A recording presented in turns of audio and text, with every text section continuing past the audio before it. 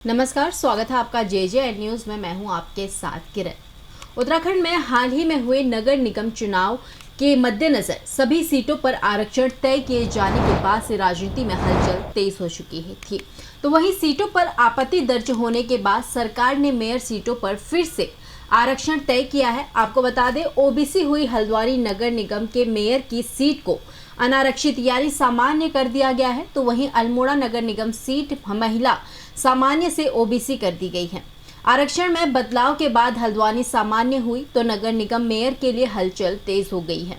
इस खबर के मिलते ही बीजेपी नेता अपने अपने पसंदीदा उम्मीदवार के पास आना शुरू हो गए हैं। हल्द्वानी सीट में बदलाव के बाद बीजेपी के वरिष्ठ नेता और हल्द्वानी नगर निगम की मेयर की सीट के प्रबल दावेदार प्रमोद तोलिया का कहना है कि वो मुख्यमंत्री के इस फैसले का सम्मान करते हैं। उन्होंने कहा कि सीट के सामान्य होने के बाद हल्द्वानी नगर निगम मेयर सीट पर सभी दावेदार प्रबल हैं। पार्टी हाईकमान जिसे टिकट देगा उसको पार्टी के सभी कार्यकर्ता मिलकर चुनाव लड़ाएंगे। वहीं अपनी दावेदारी को लेकर प्रमोद तोलिया ने कहा कि वो पार्टी के वफादार सिपाही हैं, जो भी पार्टी तय करेगी वो उन्हें मान्य होगा। 7 दिनों का सभी सीटों में आपत्ति देने का समय दिया गया था। कल 3 बजे तक, शाम 3 बजे से देर रात तक सभी सीटों पर मंथन हुआ। उसके बाद हमारे पूरे प्रदेश में लगभग 11 नगर निगमों में से हल्द्वानी जो सीट पिछड़ी थी वो इस समय अल्मोड़ा घोषित हो गई और श्रीनगर अनारक्षित थी वो महिला हो गई। इसी क्रम में हल्द्वानी जो आज सामान्य सीट आ चुकी है, तो आज अंतिम और साथ ही साथ आचार संहिता की भी घोषणा हो चुकी है, जो बहुत जल्दी चुनाव होने जा रहे हैं।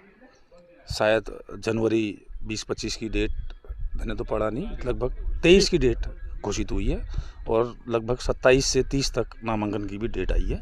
दावेदारी करना तो सबका अधिकार है। उसी क्रम में मैं पूर्व में यहाँ का प्रधान और वर्तमान में निवर्तमान पार्षद हूँ वार्ड 38 नगर निगम से, और मैंने इससे पूर्व 2022 में हल्द्वानी से विधानसभा की भी तैयारी की थी।